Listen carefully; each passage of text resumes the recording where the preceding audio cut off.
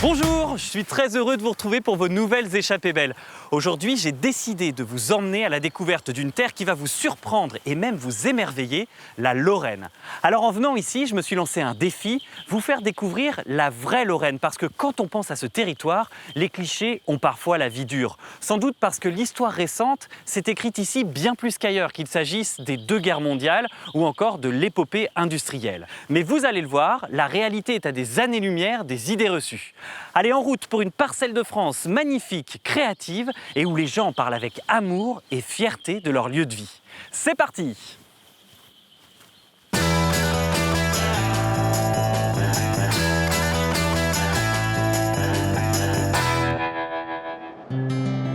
Ismaël Khelifa a choisi la Lorraine pour un voyage particulier. Les gens qui découvrent la Meuse, ils sont bien sûr surpris de voir tous ces cimetières. Et celui-ci, c'est de loin le plus important, c'est sûr. Une histoire bien vivante. Le fait de porter l'uniforme, ça permet de rendre hommage aux soldats de la Grande Guerre d'une autre façon. C'est bien de vivre dans une région et de pouvoir dire ce qui s'est passé. C'est toujours bien de savoir d'où on vient. Mais la Lorraine, c'est aussi une jeune génération qui a soif d'entreprendre. On a tout de suite voulu dire, attention, notre bière, elle est produite dans les Vosges, c'est un produit vosgien à la base. Je sens qu'aujourd'hui, les gens, ils cherchent vraiment le côté local. Sans oublier ses fondamentaux. Je vais te présenter une copine là, qui est... Je pense que c'est elle qui fait franchement la meilleure quiche Lorraine de Metz. C'est la reine de la quiche lorraine? Ouais, c'est Morissette. On ne peut pas manger des quiches sans un mademoiselle. Oula, c'est du brutal. C'est clair. La Lorraine, une région de cœur. 2 amuse-bouches, 2 cubites, 2 Saint-Jacques, 2 joues de fromage et de brûlés. Il faut que le client sente qu'on fait une cuisine par amour. Et j'ai envie qu'on passe un bon moment. Qui réserve à Ismaël quelques surprises. Tu veux vraiment pas me dire quel est ton travail? Tu verras, c'est un métier très particulier. Prêt pour un grand bol d'air? Ces arbres-là, ils ont une centaine d'années. On va trouver dans la forêt vosgienne des sapins qui ont presque 500 ans. Je viens ici pour me ressourcer, m'oxygéner un peu, pour décompresser. Et voilà, je me sens bien.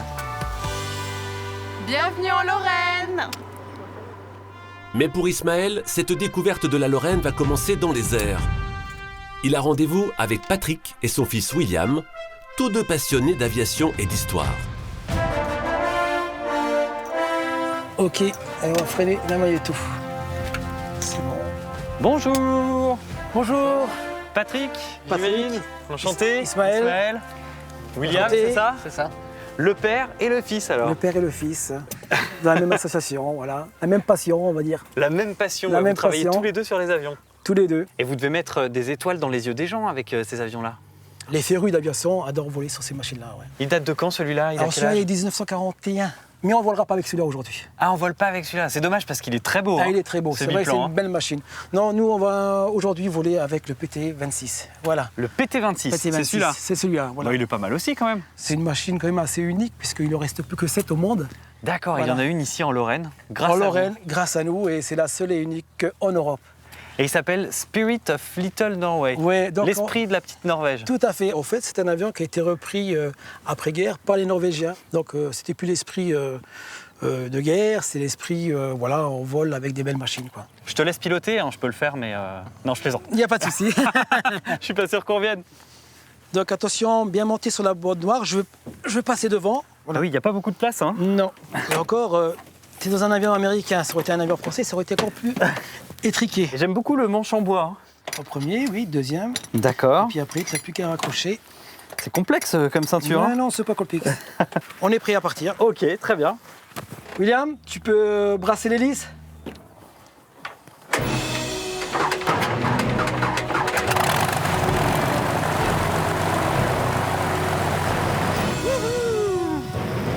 On y va.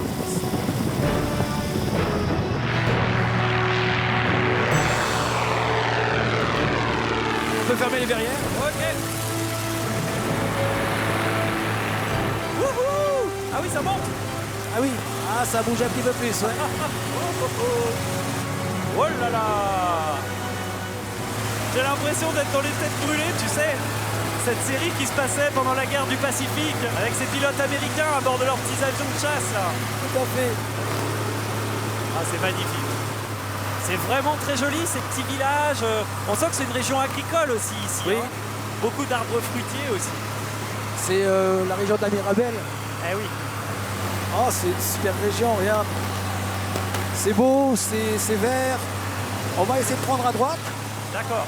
Là, on va faire un petit... Oh là là là là là là. Oh là là. Ah. Ça va? Ouais, ça va, moins bien. Faut pas me faire des coups comme ça, moi, Patrick. Non, ça va, je vois que tu maîtrises au moins. Oui, t'inquiète. Dans l'aviation, on dit, il n'y a pas de bons pilotes, il n'y a que des vieux pilotes. Mais ces avions-là, ils ont servi quand alors? Alors celui-ci, il a servi en 1944. Ils ont formé des pilotes de chasse, oui. Ok. C'est pour ça que tu as une double commande. Ah là là. Donc là, on va arriver au-dessus du lac de l'Imbadine. Oh là là, ce lac. Vraiment, là, ça fait très sauvage. Hein. Tu sais, on a l'impression de voir les images du Canada avec les forêts et les lacs derrière. Ouais, tout à fait. C'est très dépaysant. On s'en lâche jamais, ces paysages. J'aime beaucoup ton bureau. Hein. Merci. C'est vrai qu'il est bien.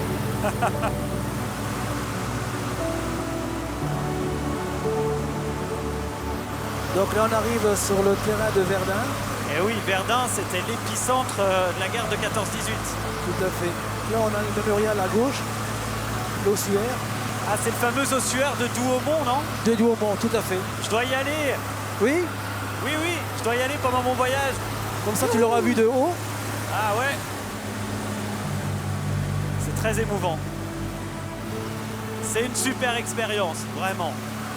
C'était mon rêve quand j'étais petit, de piloter des avions. Ah ben voilà, tu l'as fait. Merci Patrick, grâce à toi je vis mes rêves. Ah ben c'est avec plaisir. I believe I can fly. I believe I can touch the sky.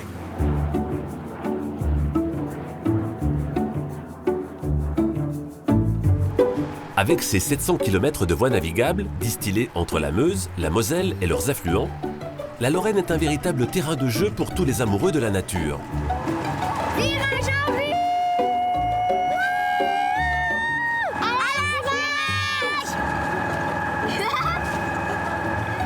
Venue de Suisse, la famille Müller a choisi de passer ses vacances sur le canal de la Marne du Rhin. C'est la première fois que Gino, le grand-père, conduit une péniche. Et ça n'a rien d'enfantin.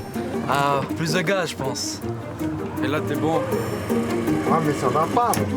Ça va pas. J'arrive pas à partir. J'ai trop de trucs ici dans le bleu.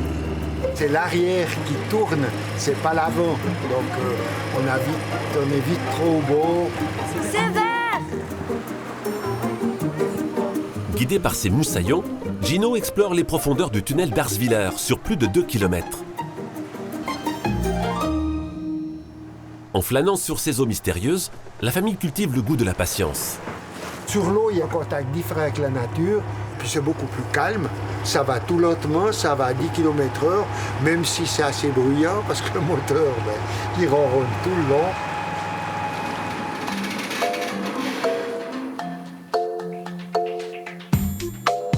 Après 10 km parcourus sur le canal, la famille n'est pas au bout de ses surprises. Installé à flanc de montagne sur 45 mètres de dénivelé, cet ascenseur à bateau mis en service en 1969 est un site unique en France. Non. Moi j'ai un peu de stress à moi. Mais si j'ai peur, je peux le mettre. Moi j'ai pas peur. Trop bien. À l'époque où les écluses fonctionnaient encore, les plaisanciers devaient naviguer toute une journée pour franchir les Vosges. Aujourd'hui, grâce à cette incroyable machinerie, la famille Müller réalise la traversée en un temps record de 20 minutes. Cet ascenseur fait désormais partie des sites touristiques incontournables du canal. Je ne pensais pas que c'était aussi géant. Et oui, je suis impressionnée. Comme les 10 000 péniches qui voyagent chaque année sur le canal, les apprentis marins poursuivent leur aventure à travers les Vosges.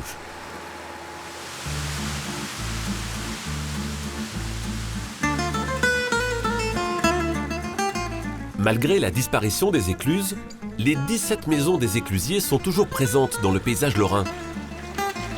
Un patrimoine qui attire de nombreux curieux.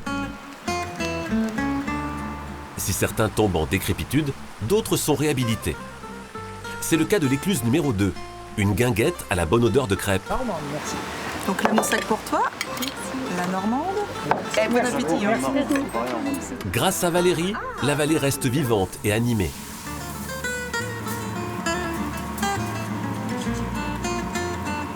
En fait, je suis originaire de Lorient même.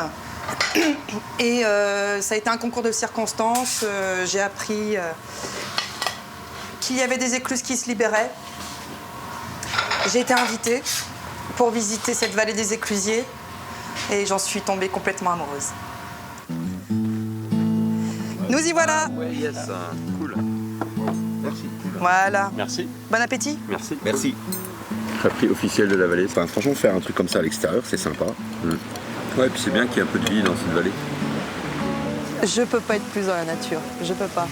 C'est vraiment le fil de l'eau qu'on entend très agréablement aussi. Ça, je pensais que ça allait me fatiguer, mais pas du tout. C'est apaisant, ressourçant, énergisant. Je me serais pas vue ailleurs.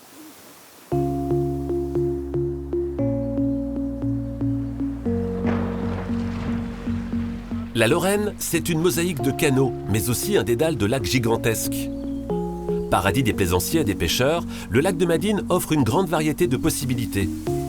Au fil de l'eau, deux amis s'offrent un moment de détente avec vue imprenable sur la forêt.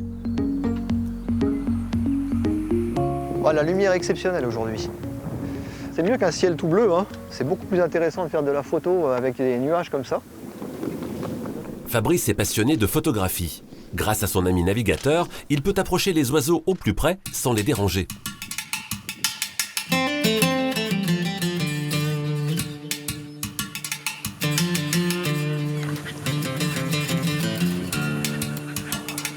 Oh, ça va vite là.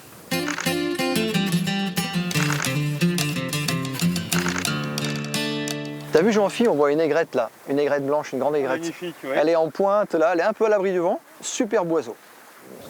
Pour moi, le lac de Madine, c'est vraiment formidable parce que c'est très diversifié. Il y a les côtes de Meuse qui entourent le lac et toutes ces strates, donc les forêts, la roselière, l'étang. Donc le milieu est très très riche, donc on a beaucoup d'oiseaux, un nombre de poissons incroyable. Partager ces moments-là de photos et de nature avec Fabrice m'a permis d'apprendre énormément et du coup d'observer tous ces animaux-là d'une façon différente et encore plus passionné qu'avant en y connaissant du coup un petit peu plus sur eux, quoi. Connue pour ses forêts et ses montagnes, la Lorraine est une région sublime, découpée par un dédale de canaux et de lacs qui offre un terrain de jeu gigantesque qui ne demande qu'à être exploré.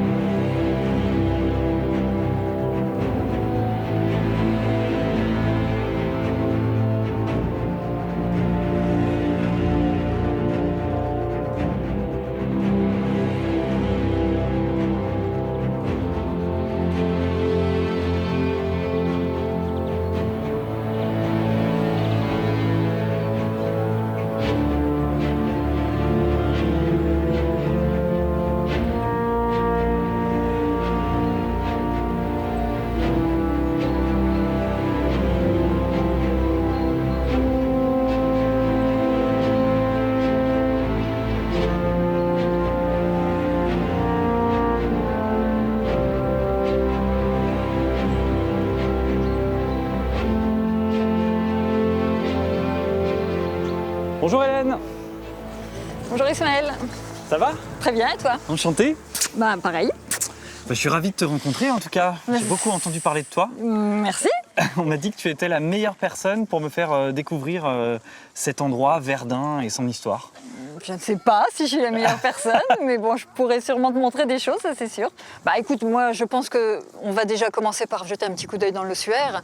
Ça c'est vraiment incontournable. Et puis après, on va partir vers un village détruit, on va partir te montrer une tranchée quand même, et puis quelques trous d'obus, des choses comme ça. Puis moi j'aime bien faire du sport, même si ça se voit pas forcément. Donc je suis ravi de pouvoir faire ça à vélo, c'est super, on va se défouler un peu. Ça va être sympa. Allez, c'est la première fois que tu viens ici, Ismaël? Oui, et je te cache pas que je suis très touché d'être là. Parce qu'on en entend beaucoup parler quand on est adolescent dans les cours d'histoire. On est forcément ému. Quand on arrive ici, c'est tellement grandiose que pas rester indifférent.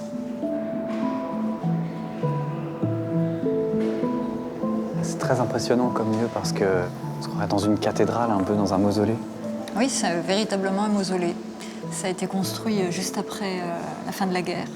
Donc ce sont les ossements des hommes qu'on n'a pas réussi à identifier, Exactement. qui ont été stockés ici. Donc c'est des soldats allemands, c'est des soldats français. Au total, là, il y a 130 000 restes de soldats qui sont dans cet ossuaire.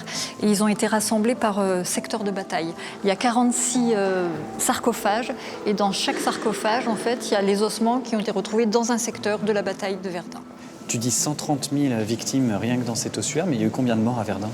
Alors, pendant la bataille de Verdun, donc, qui a duré à peu près 8 mois, il y a eu 300 000 morts, à peu près autant de Français que d'Allemands, plus 400 000 blessés, donc 700 000 victimes. 700 000 victimes. Oui, c'est la population de Marseille, quoi. Bah, ça fait la population d'une grosse ville, oui. Et là, on a 130 000 soldats anonymes. Ce qui m'a beaucoup marqué quand on est arrivé, c'est cet océan de croix d'un immense cimetière sans fin. Les gens qui découvrent la Meuse, ils sont bien sûr surpris de voir tous ces cimetières. Et celui-ci, c'est de loin le plus important, c'est sûr. C'est vraiment impressionnant. Ouais.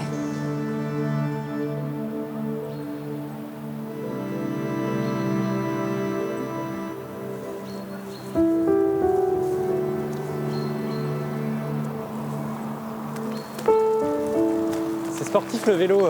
On va faire que ça, monter, descendre, monter, descendre. On arrive au boyau de Londres, là. C'est quoi le boyau de Londres? Bah, je vais te montrer. On va s'arrêter, puis on va marcher à côté. Mais c'est une tranchée, en fait, c'est ça? Ben non, c'est pas tout à fait pareil. La tranchée, donc c'est un fossé plus ou moins profond, et la tranchée, elle était parallèle à la ligne de front, orientée vers les tirs, tandis que le boyau reliait différentes tranchées entre elles.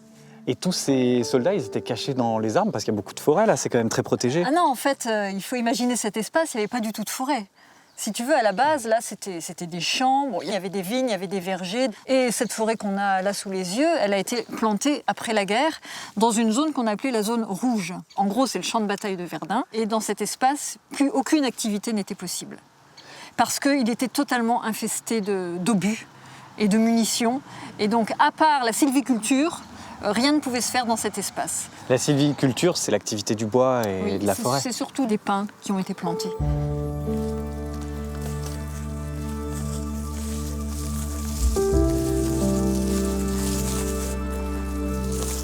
Attends-moi, Hélène! Allez, Ismaël, courage! T'es trop rapide pour moi!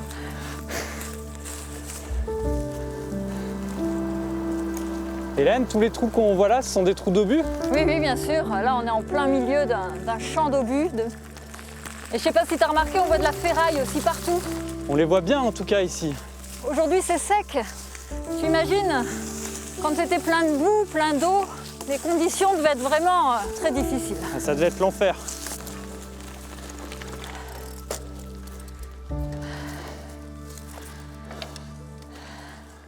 Le 21 février, 22 février 1916, 2 millions d'obus sont tombés dans ce secteur. Et on en retrouve encore aujourd'hui?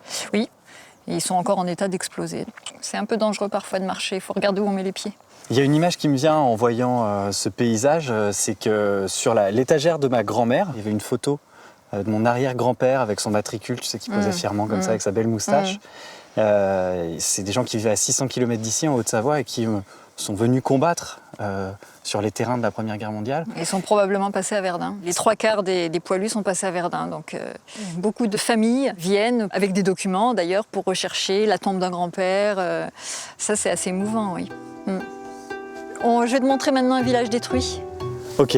C'est par là-bas. On y va.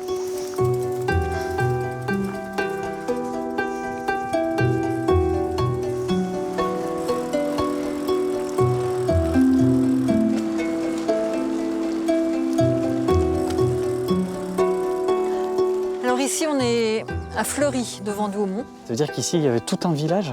Oui, oui, un village assez conséquent, 350 habitants.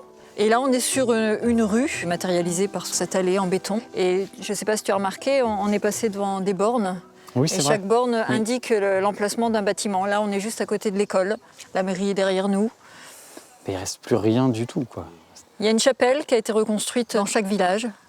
Voilà, ça fait drôle.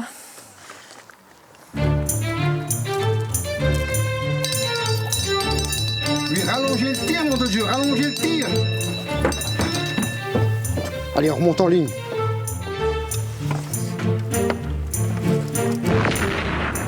Printemps 1916. La tranchée de Chattancourt est en première ligne de la bataille de Verdun. Au cours de ces affrontements, c'est jusqu'à 20 obus qui tombent par minute. Malgré ces attaques répétées, les poilus stoppent définitivement l'avancée des Allemands. 100 ans après, des Lorrains ont eu l'idée un peu folle de reconstruire leurs tranchées à l'identique. Ces passionnés de la première heure se glissent dans la peau des soldats. Ça fait du bien. Au bout d'un moment, tu t'habitues à la tenue. Hein. Quand tu la gardes plusieurs heures. Ouais, le fait de le porter quasiment tous les week-ends. Ouais, tu le portes souvent, toi? Ouais, souvent, que ce soit en commémoration ou soit en constitution. Le fait de porter l'uniforme, ça permet de rendre hommage aux soldats de la Grande Guerre d'une autre façon.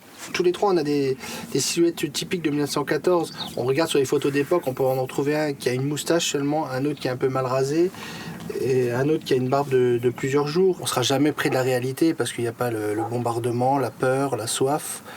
Mais on sort du livre d'histoire et on est ici. Mises à l'épreuve du temps, les tranchées ont peu à peu été avalées par le sol lorrain.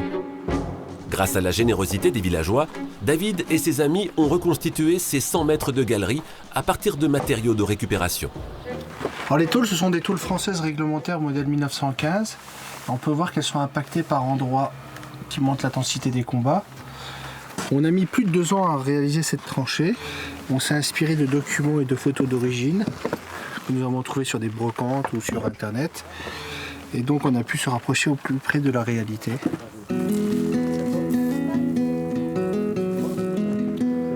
Plus qu'une simple reconstitution, ils ont voulu en faire un musée vivant.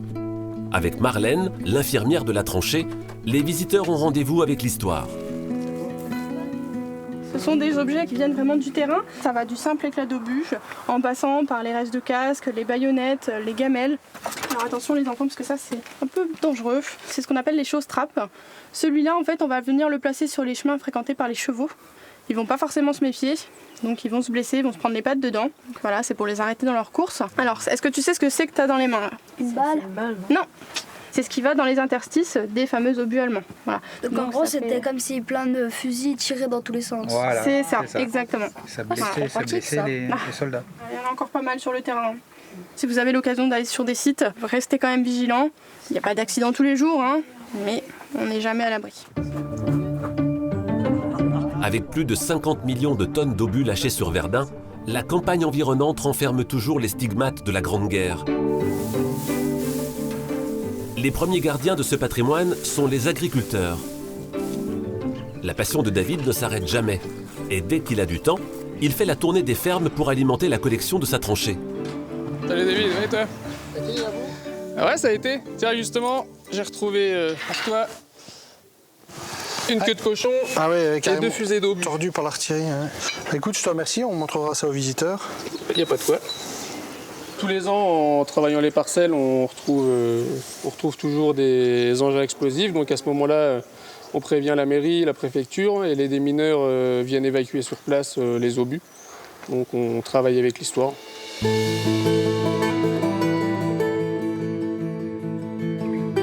Dernier témoin de la Première Guerre mondiale, ces restes d'obus se confondent avec le sol, mais David a l'œil aiguisé.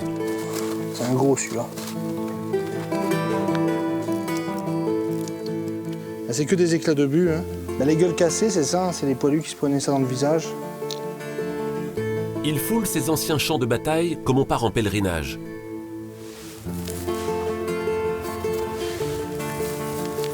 La Première Guerre mondiale, c'est assez émouvant parce que ce sont des soldats qui se sont enterrés, qui se sont battus pour la terre. Et cette terre recrache encore aujourd'hui tous ces éclats d'obus. J'ai trouvé mon premier éclat d'obus quand j'avais 7-8 ans en fait. Et c'est à partir de là, j'ai commencé à poser des questions aux anciens qui m'ont expliqué. Et à mon tour, je transmets ce devoir de mémoire aux jeunes générations. En compagnie d'Ophélie, une jeune étudiante férue d'histoire, David remonte le fil du passé. Accessibles au public, les archives départementales sont une précieuse source d'informations. Annexée par l'Allemagne durant le conflit, la Lorraine est alors tiraillée entre ces deux drapeaux. Comme 95% des soldats de l'époque, les arrière-grands-pères de David combattent sous des uniformes allemands. Ce qui est très intéressant, qui est typique dans les dossiers militaires français, on retrouve la couleur des cheveux, la couleur des yeux, on retrouve le métier, on peut trouver le nom et le prénom des parents. Donc là, par exemple, mon arrière-grand-père a reçu la croix de fer, elle n'est pas notée dedans. Et à quoi ça correspond la croix de fer? La croix de fer, c'est une décoration allemande, comme la croix de guerre française, pour un acte de bravoure. 719 celui-là. C'est bien de vivre dans une région et de pouvoir dire ce qui s'est passé. Et je trouve que ça peut être une bonne démarche de rechercher dans sa famille si des gens ont participé à la Première Guerre mondiale, ont combattu pour la France. C'est toujours bien de savoir d'où on vient. Si les derniers vétérans de la guerre 14-18 ont disparu, c'est désormais à la nouvelle génération de transmettre leur histoire, irrémédiablement liée à celle de la Lorraine.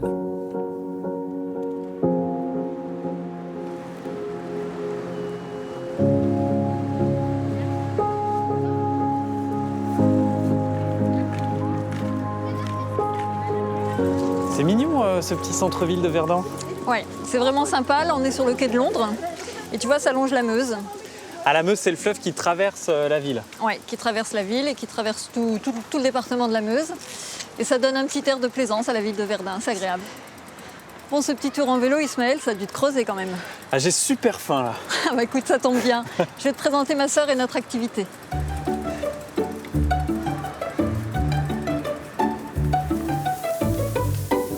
Tu veux des chips avec ton burger, Ismaël? Ah oui, je veux bien. C'est des chips en sachet là, du supermarché, c'est ça? Là, tu vas me vexer, Ismaël. Non, des vrais chips avec de vraies pommes de terre faites à la friteuse. Tu verras, c'est extra. En tout cas, ça sent très très bon les filles. Merci. Et vous répondez en même temps. On sent vraiment que vous êtes sœurs. Hélène, tu as toujours vécu à Verdun? Ah non. En fait, je suis partie autour de mes 20 ans. Où ça? Dans le sud de la France et ensuite dans les îles, en Nouvelle-Calédonie et à La Réunion. Ah oui, donc tu es une grande voyageuse. Oui, j'ai un petit peu voyagé, oui. Oui. Mais tu vois, malgré tout, je reviens dans ma Meuse natale. Il y a sûrement quelque chose qui tient aux racines quand même. Je suis née ici. Et puis il y avait le projet avec Isabelle de faire ce petit food truck. Donc, C'est super chouette, hein, votre food truck. Voilà, Ismaël. Design très élégant. Bon appétit. Merci. Et les chips maison. Et les chips maison.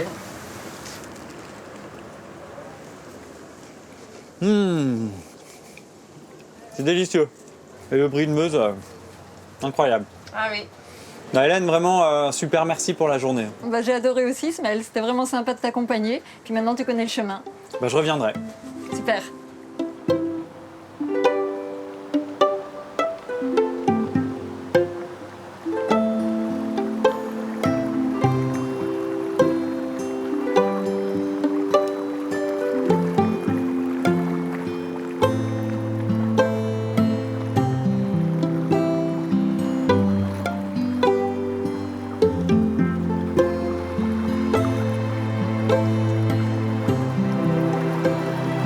Il y a un pêcheur là-bas.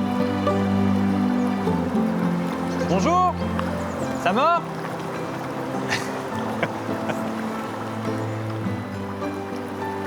Roby, en venant à Metz, dans une des plus grandes villes de Lorraine, je ne m'attendais pas à pouvoir naviguer sur des petits canaux au milieu de la forêt, alors qu'en fait, on est juste à côté du centre-ville. Oui, ouais, bah on est vraiment dans l'exemple type du fameux principe d'écologie urbaine.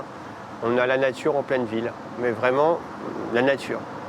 Tiens, regarde, j'ai l'impression là, regarde, il y a un héron cendré, là, juste dans l'arbre. Ah oui, dans l'arbre là. Ouais. Génial. Et c'est quoi ton travail, Roby? Mon travail consiste à faire découvrir la ville sur l'eau, donc montrer que la ville est vraiment verte et que voilà, il y a de la nature partout, qu'on peut voir des choses qu'on pourrait peut-être pas supposer voir en plein cœur d'une grande agglomération. C'est ça, on est vraiment en centre-ville ici. Là, à l'endroit où on est, on a 250 000 habitants autour, enfin 240 000. Et puis je fais ça avec le Solis. Alors le Solis, c'est un bateau solaire. J'ai des panneaux solaires qui alimentent des batteries, qui elles-mêmes alimentent un moteur électrique de façon écologique. Et voilà, on quitte le côté sauvage et on va vers la ville. Oui, la Moselle qui passe au milieu de Metz. En plein milieu, ouais.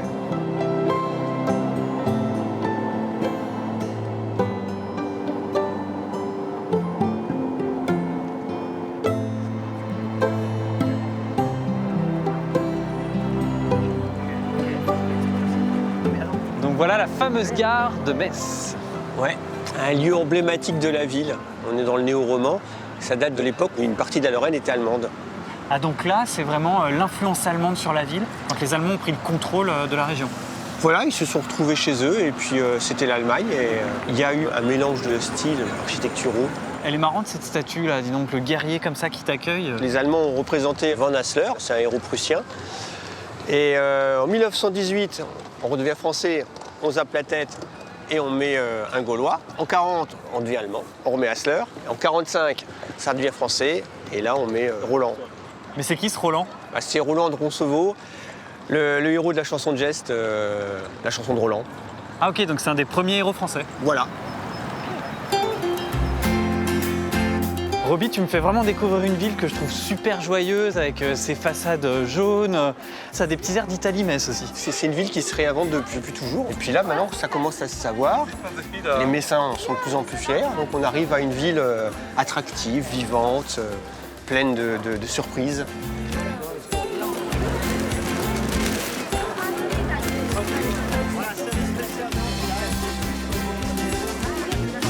Mais alors, j'ai lu que c'est ici que sont nés les bouchées à la reine, le baba au rhum et la quiche lorraine aussi, évidemment. Alors, la quiche lorraine, oui. Ouais. Je vais te présenter une copine là, qui est... Je pense que c'est elle qui fait franchement la meilleure quiche lorraine de Metz. C'est la reine de la quiche lorraine? Ouais, c'est Morissette. Morissette? Ouais, tu verras. Ça donne envie. Morissette, c'est la reine de la quiche lorraine. Voilà.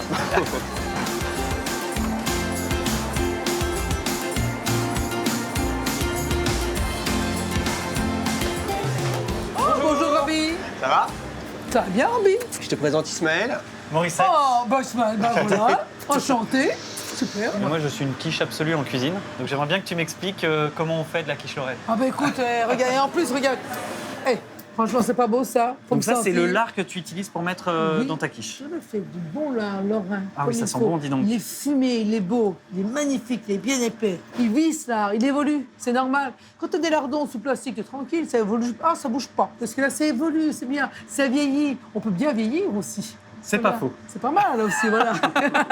Ah voilà. Bon, Eh ben moi, je vais t'aider. Eh ben, allez. Plaisir, tu le prends, je vais se mettre dans la poêle. La quiche lorraine n'est pas faite pour les régimes, hein, parce qu'entre la crème, Oui, une vraie quiche lorraine, c'est avec de la vraie crème. les œufs, Bien lard, poivre, muscade. Et la vraie recette, c'est ça. Tu rajoutes pas, je sais pas, du Non, fromage. alors, pas de fromage, pas d'oignon. Et c'est un gros débat, ça, en Lorraine? Ça fait un débat, mais autour de la table, ça permet de discuter, et puis de boire un bon coup, bien entendu. Très important. Eh ben, Ismaël, on amène les lardons? Allez, ils sentent bon ces lardons. Ah ben, Et Morissette, comment est-ce que tu as appris à faire la quiche lorraine, toi? tradition. Mais voilà, vous avez parti du trousseau. Quand on est marié ou de la mariée. On apprend à cuisiner, mais on sait faire la quiche lorraine. Donc dans le trousseau de la mariée, en Lorraine, il y a la quiche lorraine. On sait la faire, on a appris à la faire. Voilà. T'es lorrain, non? Mais là, on va là, aucun Bientôt. doute. Il est Je vais faire lorrain. naturaliser. C'est réussi, la quiche. Là, Roby, c'est bon, il est lorrain. C'est vrai que c'est bon. Voilà. Le vin blanc de Moselle, domaine des Béliers. On ne peut pas manger de quiche sans un vin de Moselle. Ben, j'ai découvert l'existence du vin de Moselle aujourd'hui. Merci, Morissette. Je suis très content. Ah oui, ça fait. On dirait un bonbon. Ouais, c'est vrai. Un bonbon lard. Un bonbon lard, ouais. Voilà, avec des bons produits, une recette simple et on a tout ce qu'il nous faut.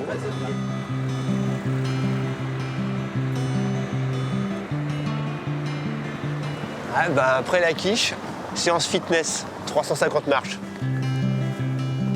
Elle est vraiment hallucinante, cette cathédrale. Il y a une belle envolée, là. T'es à pas loin de 42 mètres. En gros, tu pourrais bâtir un immeuble de 12 étages. Et puis surtout, bah, t'as des vitraux du 13e jusqu'à 20e. Et là, t'as des vitraux de Chagall. Ah ouais. Chagall était juif et donc, du coup, il a fait des représentations de l'Ancien Testament.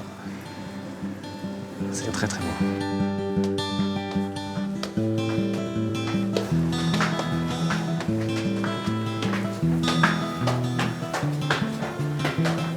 Ah bah voilà la mute.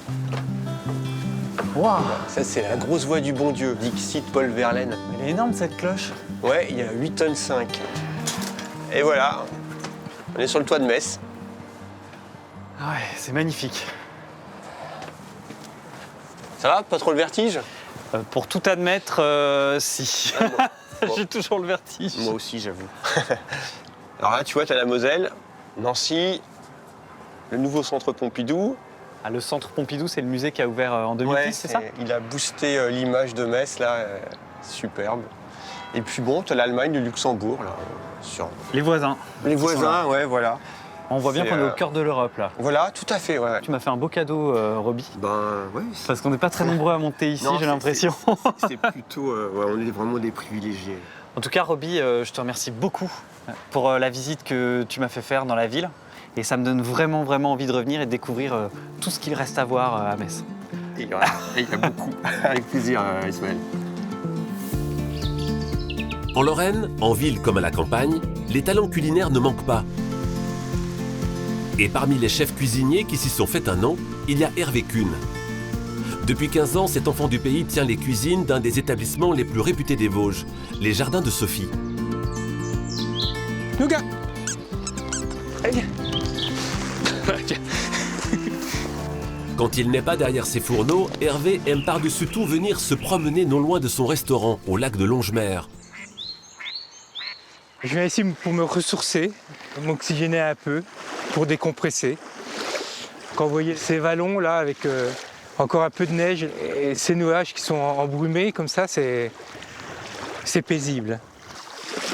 Et voilà, je me sens bien. Allez, viens là. Nougat.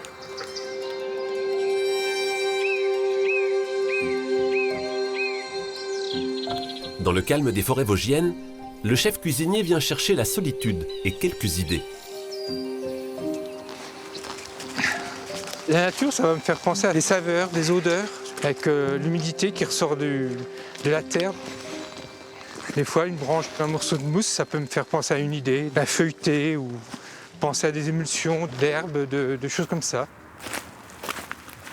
Moi, j'ai besoin de voir des paysages, de la nature pour m'inspirer. Mais entre l'inspiration et l'assiette, encore faut-il trouver des produits de qualité.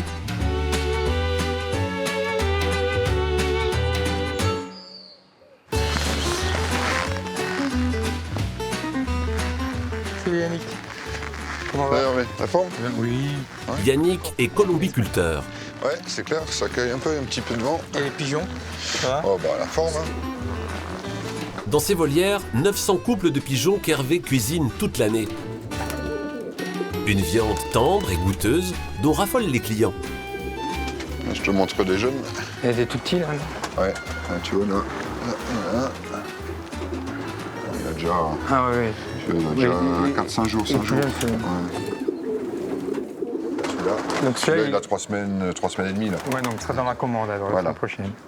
D'accord. Et tu vois, donc entre ça et ça, t'as 2 semaines et demie quoi. D'accord, ouais, ça grossit énormément. Ça pousse super vite. On va le remettre au chaud. Ouais. En 3 ans de partenariat, une confiance réciproque s'est installée entre les deux hommes, premier ingrédient d'une cuisine réussie. On ne peut pas travailler les produits avec un producteur qui n'a pas un feeling, parce qu'il y a l'échange. Il sait quand il peut me dépanner, et puis quand il me voit cuisiner ses produits, bah ça lui donne envie d'évoluer encore mieux, encore plus. Ça marche très bien, donc on continue jusqu'à ma retraite. Je fais un produit qui n'est pas commun. Il faut un bon chef pour réussir à bien le travailler, à bien le mettre en valeur. Donc oui, je suis très fier d'avoir mes produits là-bas. Allez, on va laisser tranquille. Ouais, on va laisser s'engraisser tranquillement. En tout cas, merci. Ces pigeons d'exception, Hervé en a fait un des plats signatures de son restaurant.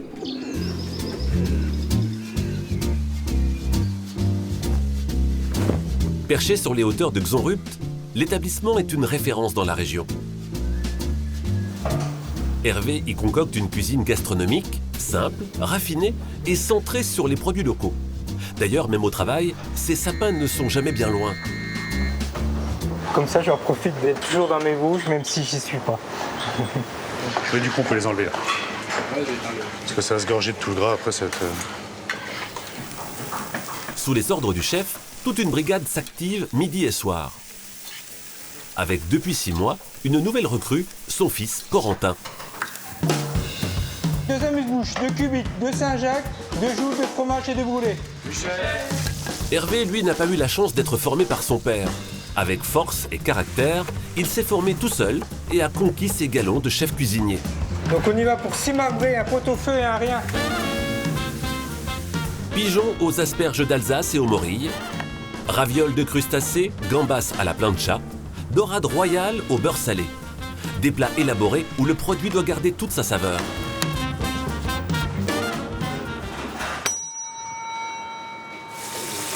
Je veux que le pigeon sente le pigeon, que le poisson ait le goût du poisson.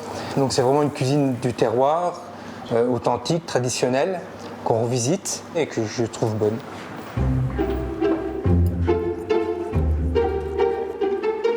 Si l'on se réfère au silence qui règne dans la salle, les clients sont apparemment du même avis. C'est un petit régal. Pourquoi un petit? C'est un régal. C'est le genre d'endroit qu'on apprécie énormément, aussi bien le cadre que la cuisine. C'est vraiment une partie de plaisir. J'ai envie qu'on passe un bon moment. Donc il faut que le client sente qu'on fait une cuisine par amour. Je veux qu'ils se sentent chez eux. Une recette qui fait chaque jour le succès de ce chef réservé, à l'image de cette région qui cultive tant le calme et l'humilité.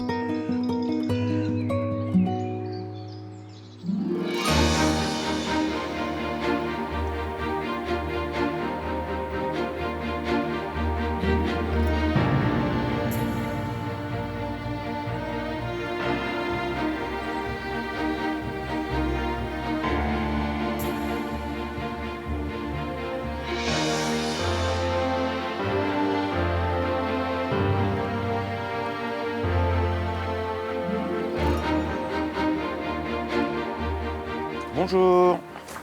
Bonjour. Fabien, c'est ça? Oui. Tu es Ismaël? Eh oui, c'est moi. Tu vas bien? Enchanté Fabien, ça va très bien. Alors c'est ici ton château? C'est ici notre château. C'est moi qui le gère, qui le manage.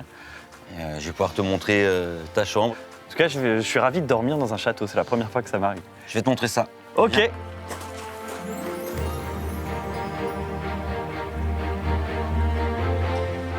Et le port de l'armure, c'est obligatoire dans le château ou... Plus maintenant, en tout cas. Plus maintenant. Ah, regarde ici notre salle à manger pour les dîners. Ah ouais, ça résonne bien ici, dis donc. Hein. Ah, c'est haut de plafond, c'est gothique. On pourrait s'imaginer très facilement qu'on est dans une église. Hein, ça pourrait être une petite église.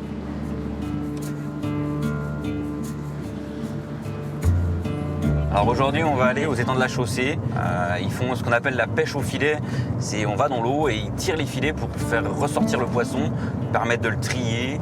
Et les poissons vont être revendus ou ramenés dans des piscicultures ou réintroduits dans l'étang. Et nous, on va participer avec les pêcheurs? Oui, on va y aller et on va surtout essayer de ne pas se mouiller. Il ne fait pas très chaud aujourd'hui, donc ça pourrait être sympa de ne pas trop se baigner. Et toi, tu prends du poisson pour le château aussi, ici? Régulièrement, ouais. J'aime beaucoup travailler avec leurs produits frais. Plus frais, c'est difficile. Hein. Vraiment, il sort de l'eau et il est dans ma cuisine un quart d'heure après. Donc, je travaille très souvent avec eux.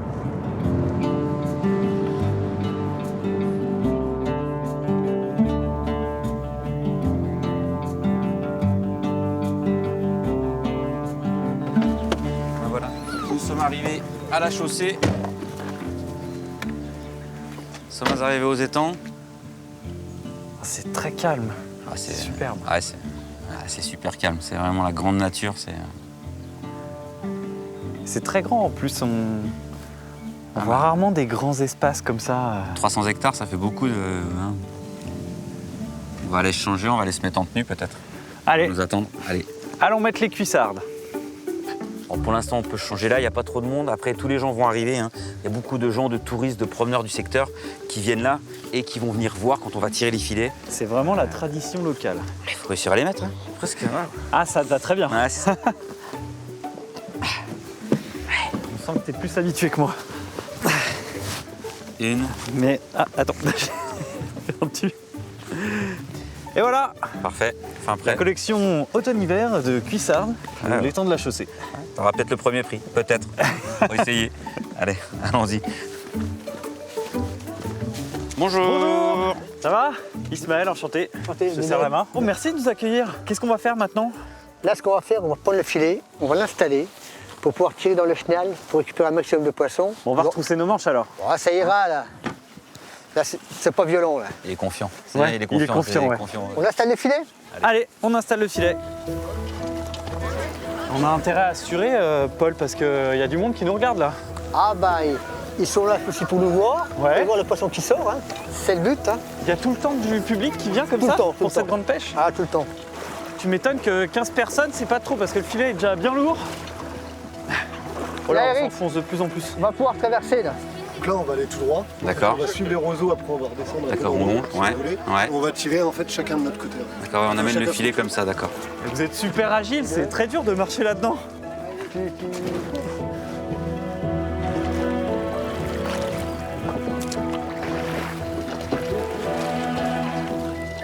Laurent, t'es qui pêche pareil?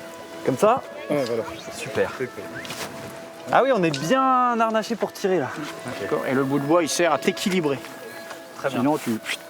Eric, les gens, ils ont toujours pêché comme ça ici? C'est une culture ancestrale.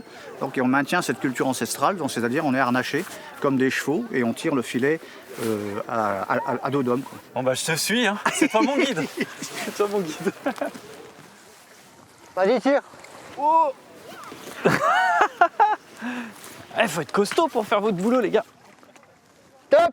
C'est pour ça qu'on est équipé de waders. Ce sont les combinaisons qu'on porte là, Oui, c'est ça, pour se cela, protéger? ouais. Bon, certaines sont en plastique et d'autres en néoprène pour qu'on n'ait pas d'eau à l'intérieur de nous. Mais des fois, on part d'ici, on est 15 et on arrive ici, on est 7 à tirer le filet. Parce que les gens, ils ont pris l'eau, donc quand ils ont 10 cm d'eau dans les baskets, c'est bon, ils arrêtent. Donc voilà, c'est pour ça qu'il faut qu'on ait des costauds de chaque côté, quoi. Merci. Moins vite, moins vite.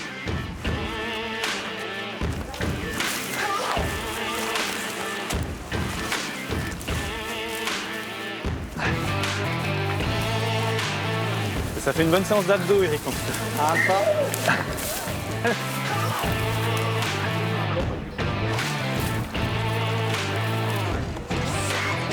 Ouvre là, au Paul, on fait ouvrir ou quoi? C'est Philippe qui ouvre. Parce qu'il va en laisser passer une partie seulement. Donc le filet va être aspiré par la vanne. Nous, le but, c'est de tirer le filet pour ramener le plus de poissons qui restent dans le filet. D'accord, le bout de bois là-bas, pour suivre le courant. Et là-bas, eux, ils tiennent le filet. Là, on lâche, on lâche, voilà, on lâche. Voilà. Ouais, et il suit avec le courant de l'eau, tout seul. Très bien. C'est-à-dire que cet après-midi, en fin de compte, on va retirer un filet dans cette pêcherie. Et là, on va commencer à faire le tri. Voilà, tout simplement.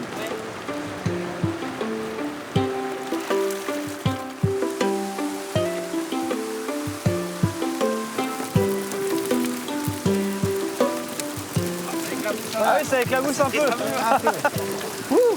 Donc on met tout ce qui est. C'est avec la mousse. Ah, ça arrive. Hein. Brochet étanche de côté et perche dans l'autre seau. C'est pour les séparer. Et qu'est-ce qu'ils vont devenir, tous ces poissons? Il y en a qui vont être repartis dans un autre étang au-dessus. On va empoisonner. Ah d'accord, donc on reprend des poissons pour les remettre dans l'étang? Dans l'étang. Qui puissent se reproduire et qu'il y ait autant de poissons l'année d'après? D'après, oui. Ok, je comprends. Nous avons du cendre. Nous avons du brochet. Bon, dans des petits brochets aussi. Ouais, c'est des petits brochets, Des ça. petits brochets, ça. De la vrème. On la retire parce que au niveau consommation, ça ne se vend pas. Et il faut les mettre par catégorie, les trier. D'accord. Il y a tant de Ah, attends, choses. mais vous allez trop vite pour moi, les gars. Mais non, mais non. Je reconnais allez. même pas les brochets, moi. Ça c'est un brochet. Ah, les brochets dans les Voilà. Ah, il glisse, hein? Mais non, mais non. Mais si, mais si. Tu verras. T'auras un poil terrible. Non, mais, Ils ont l'air super à l'aise à 25 brochets dans ce petit seau, en tout cas. non, mais ça bouge pas. Hein. Je te le confirme. Ça va, Ismaël?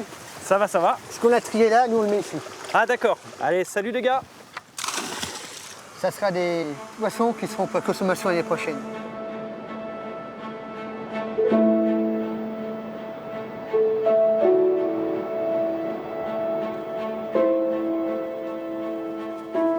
Comment tu vas les préparer, ces petits poissons? Ah, écoute, en toute simplicité, hein, c'est des produits frais, juste passés à la poêle. On va se régaler, ça va être tout simple. Ah, coucou Léo, Bonjour Fabien. ça va? Oui. Tu déjeunes? Oui.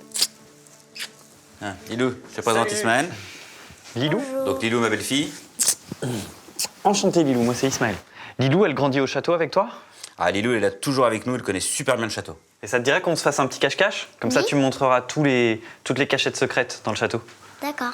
Bon bah écoute, tu termines de déjeuner et moi, je vais préparer mes petits poissons. Lilou!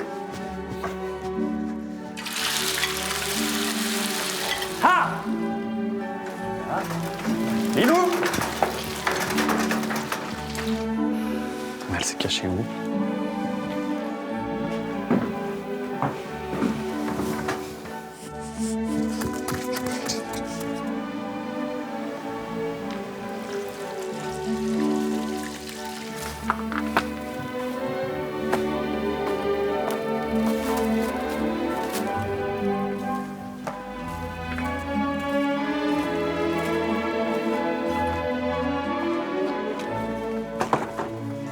Ah! Je t'ai trouvé! Ça y est, les poissons sont prêts. Ah! On va prendre l'apéro. Il y a tout simplement juste poêlé. Ce sera parfait. Allez, à la tienne, mon cher Fabien. C'était très sympa de découvrir la vie de château avec toi et la petite Lilou. Bah écoute, avec plaisir. Et moi, je m'attendais, tu vois, à ce que ce soit un peu genre, mais sire, les poulardes sont prêtes quand on était ici, mais en fait, vous vivez ça de manière hyper simple. Puis c'est vrai que dans ce coin, ce côté communautaire de la pêche, où tous les gens se connaissent, avec les bénévoles qui viennent, bah je sais pas, ça m'a beaucoup parlé. Ah bah écoute, c'est parfait. Il ne reste plus qu'à déguster. Même la tête? Tout se mange. Ça fait un peu les chips de l'étang. Ça fait un peu ça, ouais. Terre d'artisanat et d'industrie, la Lorraine regorge de ressources naturelles et de savoir-faire ancestraux. Autant de richesses qui attirent des jeunes entrepreneurs de la région et de la France entière. À Nancy, à quelques encablures de la place Stanislas, un atelier de couture tourne à plein régime. Toi bien d'abord, tire pas trop. Il faut qu'on soit vraiment à 5 mm, voilà, 5 mm du bord. Malgré une filière textile au ralenti, Davidao a lancé sa marque de jeans il y a 7 ans. Et de fil en aiguille, il s'est fait un nom en utilisant une matière inattendue pour ce type de vêtements. Ça, c'est notre toile en lin. C'est composé à 97% de lin et 3% d'élastane. Ça a été tissé dans les Vosges, à Rue-sur-Moselle. Et là, je m'apprête à le couper pour en faire des pantalons pour nos clients. Tac, ça c'est bon. Avec 2000 pièces écoulées l'an passé, ce jean en lin confectionné dans la région est aujourd'hui devenu l'emblème de sa marque. Un vêtement complexe et innovant qui n'aurait jamais pu voir le jour sans le soutien de toute une filière. On a un tissu industriel qui est quand même compétent. On a aussi des vendeurs de machines, on a des teinturiers, on a aussi des apprêteurs. On a vraiment tout ce qu'il nous faut dans la région pour faire ce qu'on a besoin de faire. Et c'est pour ça que je suis resté à Nancy et c'est pour ça que j'ai ouvert mon atelier ici en 2014. Fabriquer un produit local, de qualité et en petite quantité. Un triptyque prisé par cette nouvelle génération d'entrepreneurs.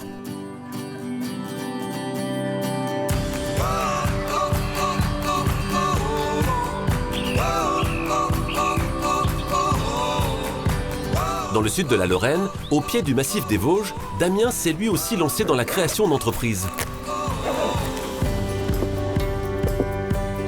Chaque semaine, il vient bichonner sa quinzaine de ruches et ses quelques dizaines de milliers d'abeilles.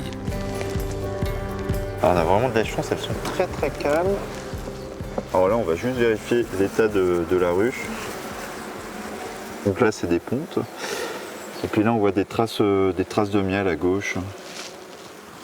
Il y a 3 ans, cet ancien chef de projet en écologie plaque ville et bureau pour se reconvertir au grand air. J'avais vraiment une volonté de revenir chez moi et de travailler dans le massif vosgien. Moi, je suis né dans ces montagnes-là et ça me manquait. Quand je vois du plat, de toute façon, j'ai le vertige. Et alors que quand je suis dans les montagnes, que je vois de la hauteur, tout va mieux. L'apiculteur a alors l'idée de mélanger son miel à un produit caractéristique de sa région, la bière. En 2017, il crée sa marque et s'installe avec son ami d'enfance, Maxime. Bon, bah, je reviens des ruches, tout va bien là-haut. Ok, super. On va pouvoir commencer l'embouteillage. Comme on n'avait pas envie forcément de vendre du miel brut, on a imaginé des produits transformés à base de miel qui pouvaient être intéressants puis qui pouvaient nous convenir. Et la bière au miel est apparue comme ça. Si la recette reste secrète, ce miel de montagne au goût boisé donne à leur élixir une saveur unique. À eux deux, Damien et Maxime ne produisent pour l'instant que 3000 bouteilles par mois. Leurs blondes et leurs brunes ne se consomment donc que dans les bars et les restaurants du coin. Une économie de petite échelle et de proximité au cœur de leur projet. On a tout de suite voulu dire, attention, notre bière, elle est produite dans les Vosges, c'est un produit vosgien à la base, comme on peut le faire sur des produits alsaciens ou parisiens. C'est quelque chose en quoi on croit. On aime vivre dans un endroit, le faire vivre, vivre avec les gens qui y vivent, donc les rencontrer, leur vendre notre bière en direct. Et si on n'a pas 10 intermédiaires entre nous et la personne à qui on vend le produit, eh ben forcément, économiquement, c'est beaucoup plus intéressant pour le client, mais pour nous aussi. Et s'il y a bien une jeune entreprise qui a réussi à surfer sur le Made in Lorraine, c'est celle d'Aurel Charlet. Avec 4 camarades, cet ingénieur a choisi d'utiliser la ressource naturelle la plus foisonnante de la région, le bois. Là, ce skate, il est complètement chez lui, vu que le cœur est en hêtre et on est dans une forêt de hêtres. Donc c'est assez cohérent, on va dire. Car avec ce bois, Aurel ne fabrique pas des meubles ou du parquet, mais des produits plus tendance comme des skates, des vélos et surtout des lunettes. Là, c'est le bois qu'on utilise pour les lunettes, c'est du bois tranché. Là, par exemple, ça va être du platane. On a différents types de chaînes, chaînes graphite, chaînes coffee, chaînes fumée, qui vont être des chaînes chauffées à plus ou moins haute température pour donner justement des teintes différentes. Des plaques de bois ensuite collées, formées et usinées sur place. 6 ans après sa création, l'entreprise emploie 14 personnes, produit 7000 paires de lunettes chaque année et vend dans la France entière. C'est propre le rendu. Et juste bien faire gaffe au polissage là. Sur les... Ça bien rappuyé. Le succès d'une alliance réussie entre bois et technologie. On se qualifie un petit peu d'ingénieur artisan, entre guillemets, dans l'idée où voilà, on met nos compétences techniques au savoir-faire d'un matériau qui est ancestral, en proposant justement des lunettes donc, très techniques, des skates aussi, où on vient allier le bois et de la fibre de lin, donc des matériaux composites. Et c'est vrai que c'est ce qu'on essaie de travailler depuis le début de l'entreprise. Aujourd'hui, les gens ils cherchent vraiment le côté local. Les gens cherchent de plus en plus à se dire tiens, où est fabriqué ce produit? Je l'achète aussi parce qu'il est fabriqué ici, en France, dans les Vosges. Et je pense que ça, c'est extrêmement important pour nos clients.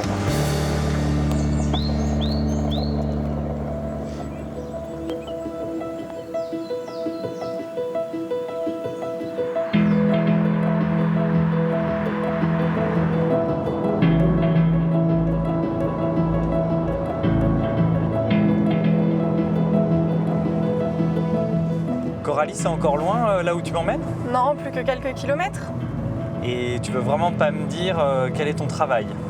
Bah, ça sera la surprise, mais tu verras, c'est un métier très particulier. À gauche.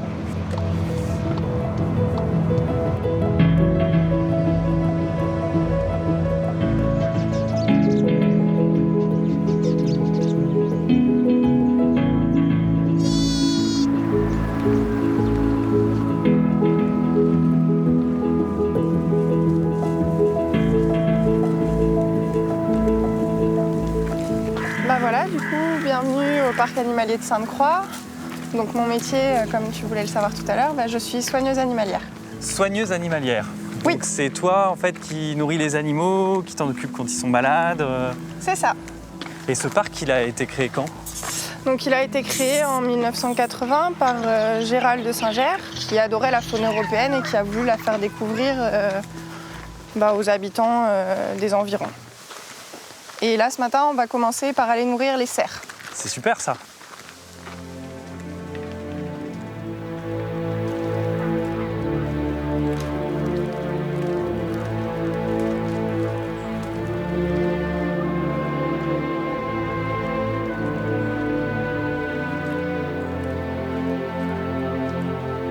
Je te présente Valérian, c'est lui qui va venir nourrir avec moi. Salut Valérian. À cette période de l'année, c'est encore un peu le brame. Et du coup, ils sont encore potentiellement dangereux. Parce que le brame, c'est quoi? C'est la reproduction, c'est le moment où les mâles se battent? Ça. Donc ils se battent pour avoir les femelles. Le risque, c'est pas qu'ils nous attaquent, parce qu'en général, ils ont peur de nous. C'est juste que s'il y a des conflits, ils vont pas faire attention à si on est derrière ou pas. Sachant que les plus gros mâles peuvent aller jusqu'à 250 kg. Donc si 250 kg nous foncent dessus, ça peut faire très mal. D'accord, j'ai pas très envie de me faire écraser par un cerf. Je comprends. Donc toi, tu peux aller jusqu'aux premiers arbres. Bon, bah je vous fais confiance, hein. Je vous suis. Et bah allez, c'est parti.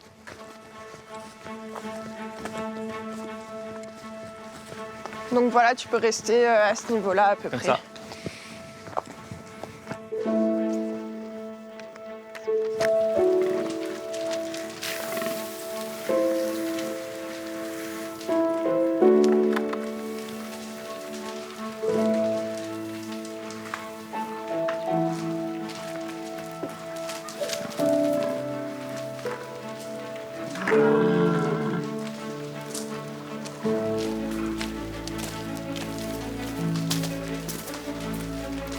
Ça va? Ça va, ça va. Mais tu m'as beaucoup impressionné parce que tu as une assurance pour faire ça, il y a tous les cerfs autour. Toi, tu poses tes seaux, tu remplis tes mangeoires comme si de rien n'était. Bah, on a l'habitude, on fait ça tous les jours, donc on les connaît un petit peu aussi. Et été comme hiver, tu es là tous les matins? C'est ça. Ils ont besoin de nous tous les jours de l'année, donc on est là même pour Noël, même pour les jours de l'an. Il y a du monde toute l'année sur le parc. Par contre, du coup, là, on va y aller parce qu'on a un impératif de temps. Il faut absolument que les ours soient sortis avant l'ouverture du parc. Très bien, on va pas faire attendre les ours. Je te suis. Parfait. C'est parti.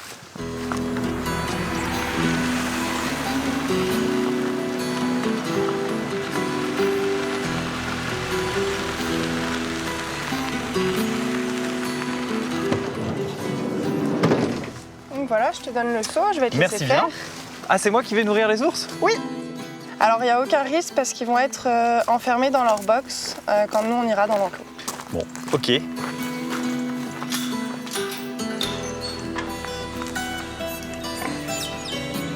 C'est quel type d'ours que vous avez dans le parc? Donc là, on a 4 ours bruns. Dans la nature, la plus grosse partie de leur occupation de la journée, c'est de chercher la nourriture. Donc vous essayez de leur recréer ces conditions un peu? Oui, exactement. Et par exemple, on a créé donc une boîte avec un filet. Donc ils sont obligés de gratter, de trouver un moyen de sortir le fruit qu'on met à l'intérieur. Je te propose cette jolie petite carotte en entrée pour nos amis les ours. Je la mets comme ça dans le filet direct? C'est bien là comme ça? Ouais. Allez, un petit morceau de salade? Allez, un petit morceau de salade.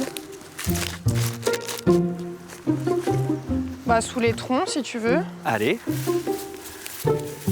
Du coup, on peut cacher aussi un petit peu de nourriture en hauteur. Et ben on va leur mettre un peu de raisin. Et bah oui, ils adorent ça en plus. Hop. Et ça, avec leur odorat, ils vont le trouver? Oui, oui, oui, très facilement. Donc là, on va pas trop traîner parce que le parc vient d'ouvrir. Donc moi, je vais aller ouvrir les trappes et puis toi, je te laisse aller sur la passerelle là-bas. Comme ça, tu verras la sortie de haut, tu les verras bien. Bon bah bonne chance, Coralie. Très bien. À tout de suite. À tout de suite.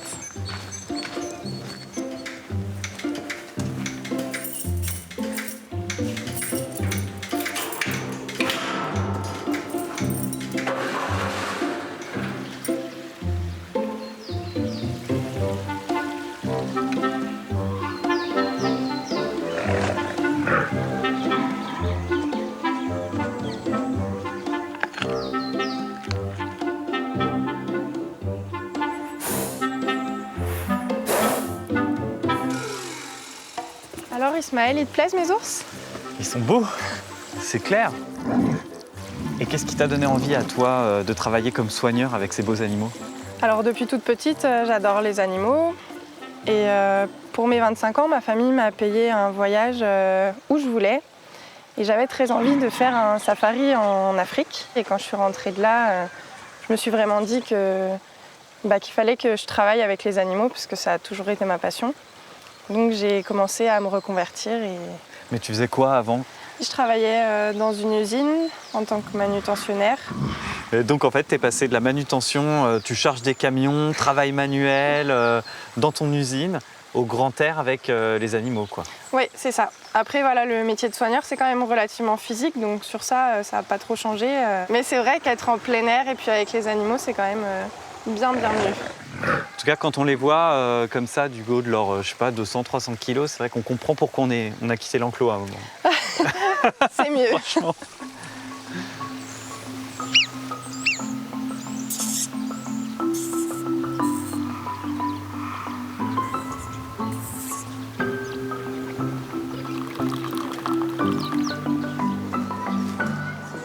Petite pause café, Ismaël? Avec grand plaisir. Merci beaucoup. Chocolat. Merci. C'est la petite pause du matin? C'est ça. Si j'étais une petite souris, je serais curieux de voir les soirées entre soigneurs. Vous parlez que de bestioles en fait, c'est ça? C'est difficile d'avoir d'autres sujets, effectivement. Ouais. C'est plus fort que nous. Pour moi qui ne connais pas du tout les parcs animaliers, mais qui ai beaucoup voyagé dans des lieux de nature un peu dingues, c'est pas forcément évident de voir des animaux en captivité, même si ils ont de l'espace, que c'est clairement pas un zoo. Et vous qui adorez les animaux, vous en parlez des fois entre vous de ça? Oui, ça nous arrive. Déjà, c'est de la faune européenne et elle est bien intégrée dans son environnement. Et après, il y a vraiment un effort qui est fait pour que les animaux soient dans de bonnes conditions. Et il y a aussi cette mesure de conservation qui est intéressante, par exemple avec les bisons d'Europe, les vautours, où il y en a qui vont être réintroduits dans la nature pour renforcer des effectifs ou pour permettre à l'espèce d'améliorer un peu son patrimoine génétique. Et il y a aussi ce côté pédagogique, parce qu'on a quand même du grand public, un public assez citadin, des visiteurs très citadins qui ont un peu déconnecté de la nature. Ouais, vous refaites un petit lien, quoi. On essaye. Des fois, c'est pas facile, mais ouais, on voit qu'il y a vraiment des gens qui sont déconnectés. Ouais.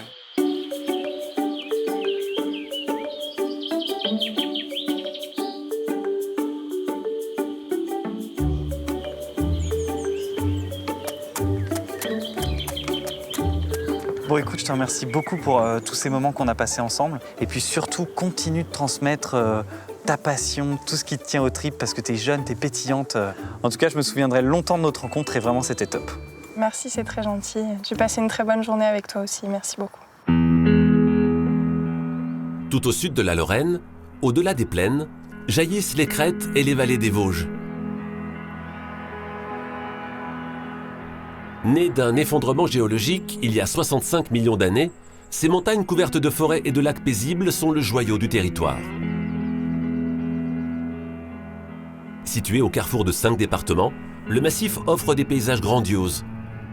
Mais pour les apprécier, il faut parfois prendre un peu de hauteur.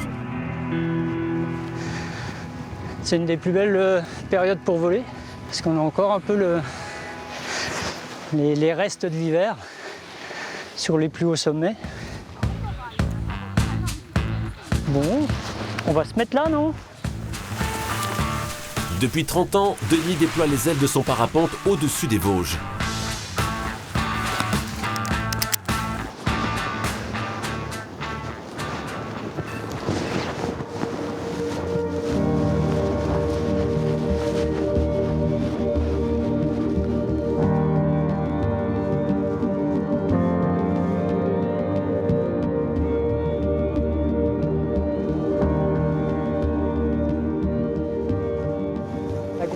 qu'on a ici, c'est qu'on a vraiment 4 saisons marquées. On est passé de l'automne avec des couleurs orangées au blanc. Et puis là, à nouveau le printemps qui arrive. Bientôt, on va avoir les couleurs vertes qui apparaissent. Et puis ensuite, on aura le soleil et on pourra aller se baigner au lac. C'est un massif qui s'adapte vraiment à la pratique du parapente parce qu'on est en plein milieu d'une plaine. Donc on voit des fois à plus de 200 km à la ronde. On ne peut pas se lasser de ça, c'est magnifique.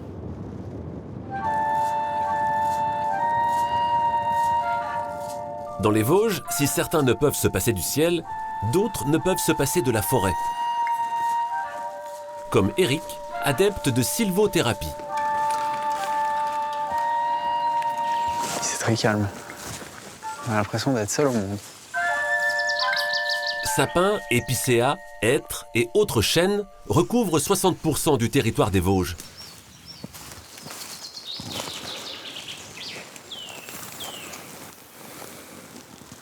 Ces arbres-là, ils ont une centaine d'années. Hein. On va trouver dans la forêt vosgienne des sapins qui ont presque 500 ans.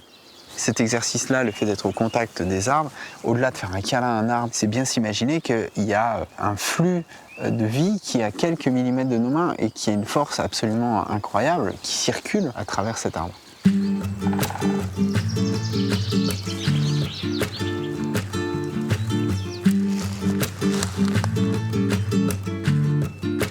La forêt, c'est fait pour prendre son temps, d'observer les papillons, d'écouter le bruit des feuilles sous nos pieds.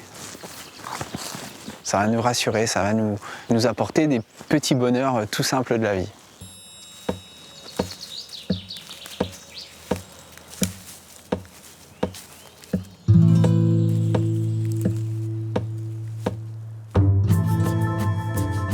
Mais dans les Vosges, il est un endroit où même les sapins capitulent. Facilement reconnaissable à ses pentes douces à l'ouest et raides à l'est, le Honeck est le plus haut sommet de Lorraine. Un incontournable du massif que Jean-Marie, sa fille et quelques amis ont décidé de descendre à trottinette pour la première fois de la saison. Mais avant de descendre, il faut monter. Vous entendez le vent là? Il commence à siffler un peu en alsacien.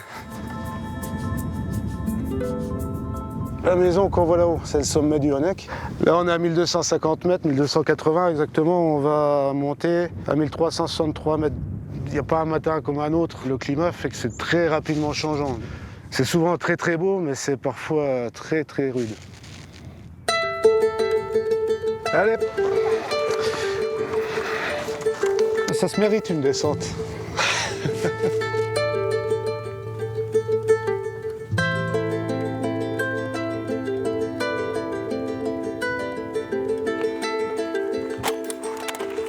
Bon, c'était pas si dur que ça. Au sommet, la récompense est de taille. Ce soir, les Vosges sont de toute beauté.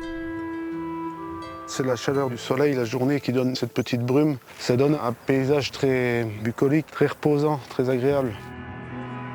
Hop. Pouvoir apprécier tout ça chaque jour, eh ben, ça fait du bien.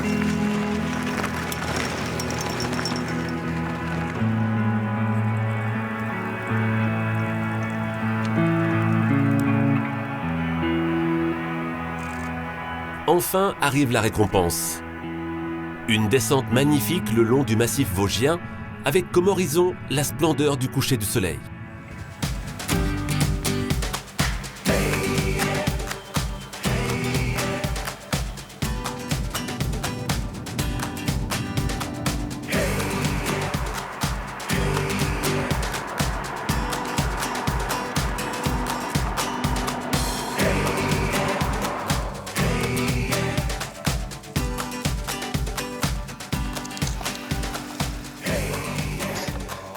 Bonjour Hervé. Bonjour Ismaël. Ça va? Ça va, oui. Bonne route? Très bonne. Je te cache pas que je suis très intrigué par ce que tu fais Hervé, parce qu'on m'a dit que tu étais un faiseur d'arbres. Oui, c'est comme ça qu'on m'appelle, oui, effectivement. Oui. Alors c'est quoi? Allez, viens, je vais te montrer l'atelier et tu vas pouvoir comprendre.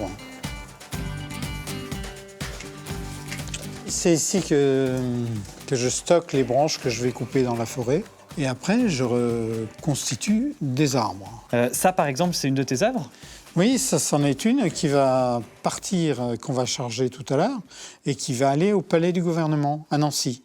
Il sert de décor pour l'élection de Miss Pin-Up France. Ah, tu vas voir des pin-up à Nancy? Eh ouais, je vais voir des pin-up à Nancy.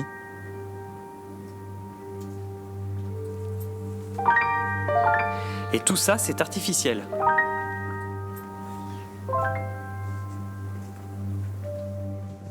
C'est sympa de me faire découvrir ton jardin secret, Hervé. Cette œuvre-là, c'est un cerisier? C'est un prunus, plutôt qu'un cerisier. Parce que le cerisier n'a que 5 feuilles, et 5 pétales par an. Là, il y en a 8. Donc, voilà. Et les fleurs et les décors, c'est toi qui les fais aussi? Ah non. Tout vient de fournisseurs étrangers. Ça se démonte de là. Voilà, attention, c'est du bois. Tu vois, ça se démonte, et ce qui permet de pouvoir le déplacer et le réinstaller ailleurs. C'est génial parce qu'on voit pas du tout qu'il y a des encoches, des branches cachées. Et encore, quand c'est fini sur place et que c'est définitif, là, on voit plus rien du tout.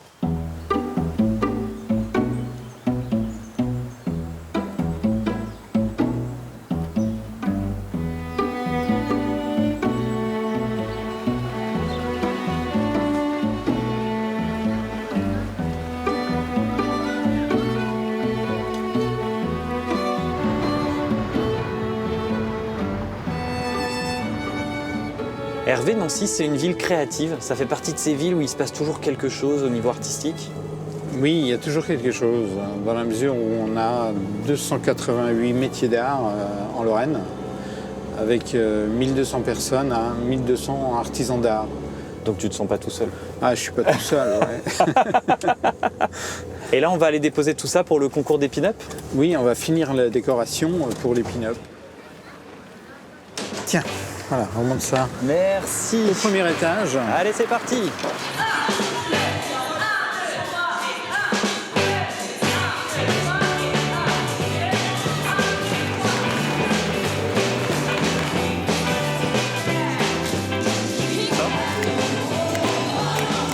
Ah, on est parfait.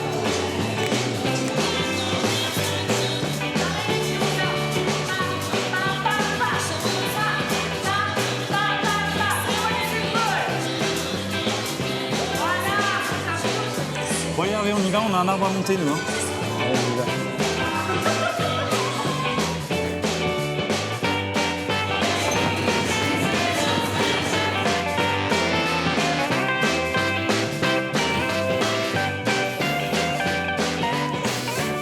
Donc là, on va mettre toutes les orchidées aux extrémités. Et il y a combien d'orchidées à placer en tout? 180.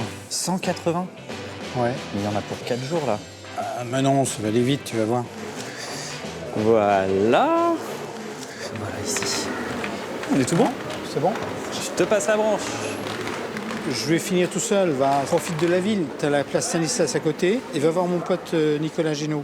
Il fait des macarons, c'est super. Bah écoute, manger des macarons pendant que tu travailles, moi ça me va très bien, comme programme. Et bah à tout à l'heure alors, À Hervé. tout à l'heure. Bon courage à toi. Merci.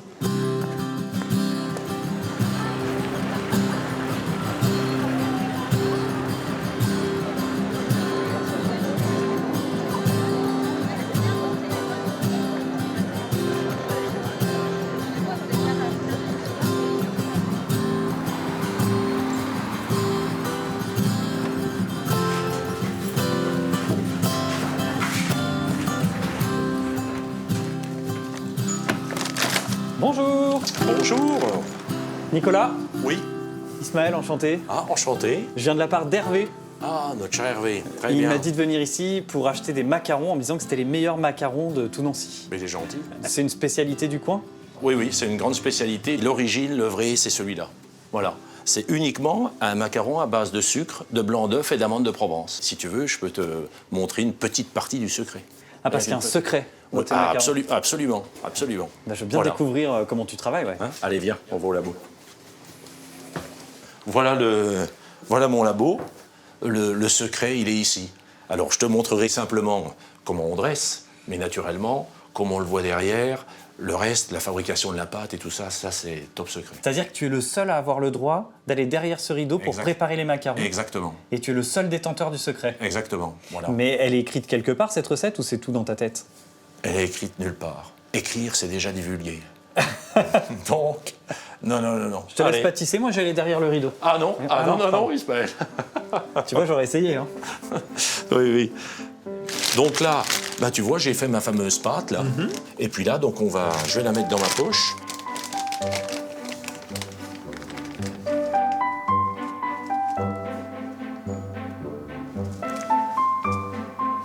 Et pourquoi est-ce que les sœurs mangeaient des macarons, Nicolas? Parce que dans le couvent, c'était la règle de Saint-Benoît qui s'appliquait. En clair, il y avait interdiction de consommer de la viande. Donc c'était le macaron qui apportait l'apport en protéines. Et en plus sans gluten. Et sans lactose aussi. Et sans lactose. Que du bon, absolument. Oui, oui, oui. Bon, on va passer directement à la cuisson. Je peux les mettre au four, vu que j'ai pas fait les macarons. Allez Ismaël, J'aurais allons-y. l'impression de t'avoir un peu aidé Allons-y. quand même. C'est bien. c'est La bien. prochaine fois, je te prends la toque. Hein.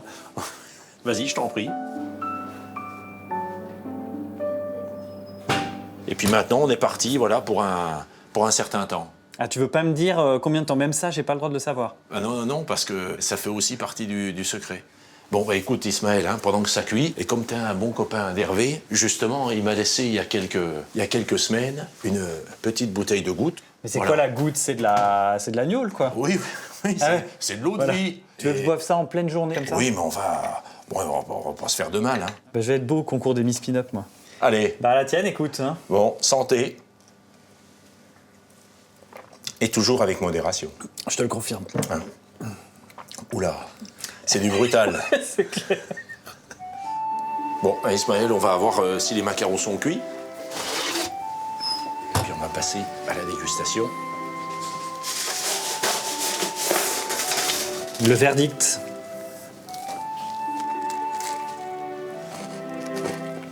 Ce petit goût d'amande grillée, craquant à l'extérieur, moelleux à l'intérieur. Là, il est idéal. Hein. C'est sucré, mais pas trop. Délicieux. C'est un peu meringué. En fait, c'est très délicat comme pâtisserie. Exactement. Bon, je vais t'en acheter une petite boîte pour Hervé, parce que je suis sûr qu'il est frustré de pas être là. On va au magasin et puis je te prépare ça. Pour le chemin. Ouais, t'en prie.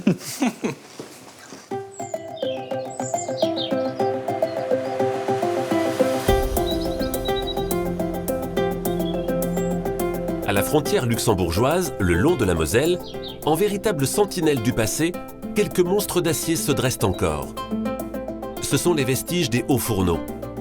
Des usines sidérurgiques destinées à extraire les métaux contenus dans la roche. Aujourd'hui éteints, ils continuent de faire partie de l'histoire de cette région. Et plusieurs fois par semaine, Jean revient faire visiter aux touristes cette usine où il a travaillé. Donc là, ils ont commencé à construire les hauts fourneaux à partir de 1890. Donc ils en ont aligné 6. Pendant la guerre, ça n'a jamais été bombardé. Et le gros changement, c'est les années 60. Donc les années 60, c'était déjà la fin de la sidérurgie. Et on commençait à fermer les mines. À Uckange, un dernier survivant, le U4, attire encore tous les regards. Fermé en 1991, le site est désormais ouvert au public. L'occasion chaque année, pour plus de 40 000 curieux, de découvrir ce patrimoine industriel qui a fait la richesse de la Lorraine jusque dans les années 70. Donc ici, on arrive à l'endroit où se faisait la fusion. C'est le ventre du haut fourneau. Donc à ce niveau-là, il y a à peu près 2000-2200 degrés. Même si je ne suis pas du coin, ça fait plaisir de visiter des endroits comme ça. C'est peut-être de la ferraille, c'est peut-être du béton, mais les petits-enfants, tout ça, il faut qu'ils apprennent à connaître comment les arrière-grands-pères ont pu travailler à l'époque. C'est très important de conserver une partie de notre patrimoine parce que c'était toute la vallée sidérurgique de la Lorraine et maintenant, il ne reste plus rien, quoi. Donc c'est bien de conserver quelque chose. C'est pas l'avenir, mais c'est une trace du passé qui doit rester. C'est de la construction quand même qui est belle. Hein. La tour Eiffel, c'est pas belle. C'est bon. On appelle ça des cathédrales d'acier. Des 200 hauts fourneaux qu'a compté la région, il n'en reste plus qu'un. Sauvé de la destruction par ses anciens salariés, le U4 est classé aux monuments historiques depuis 2001. Jean-Pierre et Jean, plus de 80 ans de sidérurgie à eux deux, se sont pris de passion pour leur ancienne usine. La faire découvrir, c'est faire revivre la mémoire ouvrière des lieux.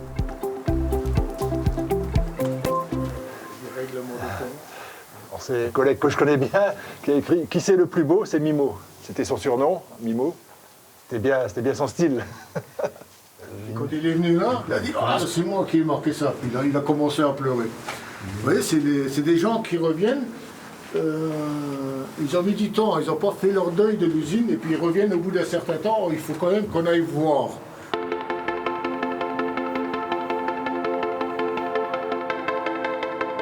Beauté du lieu, attachement à un passé révolu mais pas si lointain, ce patrimoine industriel loin des clichés habituels du tourisme continue d'attirer. C'est ce qui est intéressant sur ce site-là, c'est pas un site qui est mort. Bon, l'usine ne fonctionne plus, c'est un site qui est vivant, un site qui évolue. Des petits commerces, un restaurant et une micro-brasserie devraient d'ailleurs fleurir prochainement dans les friches industrielles alentours, donnant à l'U4 une seconde jeunesse. À quelques kilomètres de là, dans la plaine d'Amnéville-les-Thermes, sur le plus haut terril de la ville, on peut s'adonner à un sport atypique en ces lieux. On garde un beau ski. 6 métrages. Voilà, là on est bon, là. Très bien. Allez, bien, on appuie et hop, oui, allez. Dans cet immense frigidaire, Eric, ancien pompier dans les hauts fourneaux, enseigne le ski à des débutants parfois bien loin d'imaginer l'histoire des pentes qu'ils dévalent. Ici, c'était ce qu'on appelle chez nous un crassier. Un crassier, c'est les endroits où ils mettaient les scories de l'usine, les dépôts de gravier et tout. Et là, ils ont tout raboté pour justement faire cette piste. En dessous, c'est tous des cailloux. Ça fait bizarre parce qu'on voit plein de ferrailles et tout comme ça, alors que d'habitude, quand on skie sur des pistes, c'est en plein air. Mais au finish, on s'habitue vu qu'on skie ici depuis longtemps. 620 mètres de long, 90 mètres de dénivelé, sur cette piste de ski indoor, la plus longue du monde, les sensations de glisse sont garanties. Avant, le peu qu'on allait skier, il fallait faire au minimum 200 km pour aller dans les Vosges, qui est plus près. Même au mois de juillet, en plein été, on vient ici, on skie. On part le matin, on dit on va faire une petite descente, et puis on rentre le soir et on a fait la descente. Dans ce décor des plus inattendus, les équipes olympiques, graines de champions ou débutants, s'entraînent toute l'année. Avec cette nouvelle vie donnée au site industriel, la Lorraine file tout chousse vers son avenir.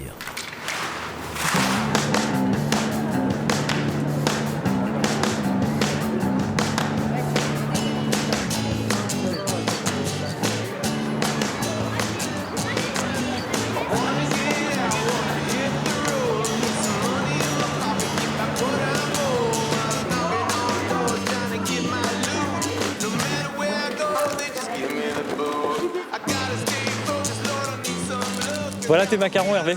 Ah, bah, c'est gentil. Voilà, c'est terminé, donc... c'est superbe. Un arbre à orchidée. Voilà. Ça. En tout cas, c'est très réussi. Et ça va très bien avec les luminaires ici, toute l'ambiance. Oui, ça rend très bien. Bon, bah, je vais aller rencontrer les Miss. D'accord, on se dit à tout à l'heure. Ça marche. À tout à l'heure, Hervé.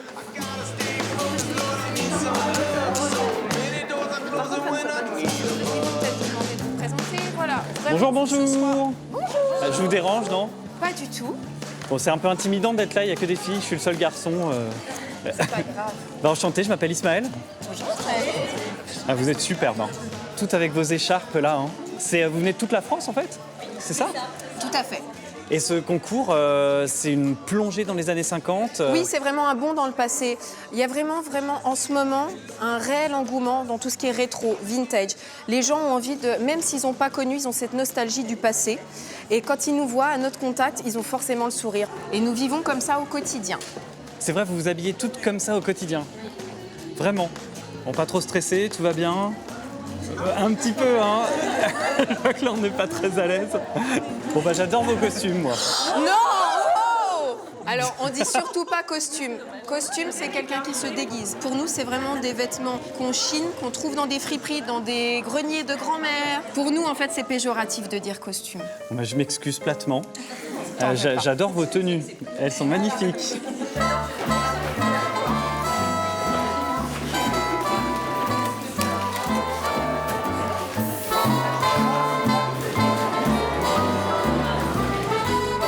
Accueillez nos jolies premières dauphines Miss Pin-Up France.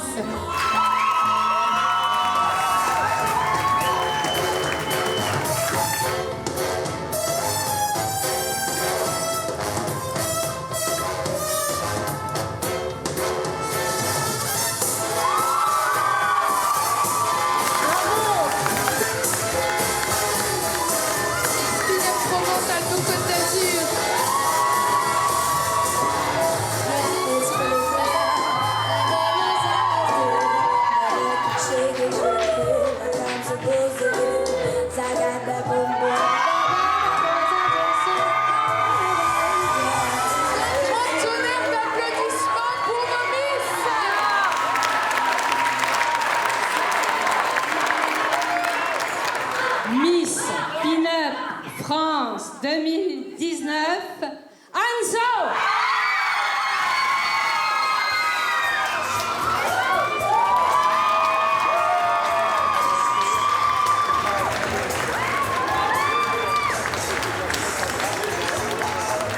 Un petit selfie pour garder un petit souvenir de la soirée. C'est parti? Ah non, faut pas pleurer sur un selfie. Hein. Non, je pleure plus là, ça y est. Allez, cheese!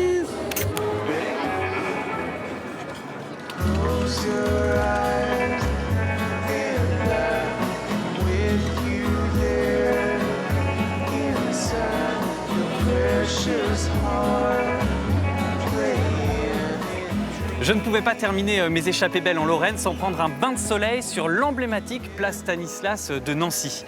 Alors ici, grâce à mes guides, j'ai découvert des décors insoupçonnés, un patrimoine riche, mais aussi une terre où l'on ressent l'héritage de l'histoire et qui regarde vers l'avenir. La Lorraine, c'est aussi une terre où l'on peut vivre ses passions et où on aime les partager, à l'image de Patrick et ses avions anciens, d'Hélène, la restauratrice férue d'histoire, ou encore de Jessica, la pin-up haute en couleurs. Alors j'espère qu'ils vous auront donné envie, à vous aussi, de cocher cette destination accueillante et qui s'espérait d'un grain de folie sur la route de vos prochaines vacances. Vous pouvez revivre mes échappées belles en Lorraine sur le replay de France Télévisions. Quant à moi, je vous donne rendez-vous sur les réseaux sociaux et très vite pour de nouvelles aventures au bout du monde ou juste à côté de chez vous. À bientôt!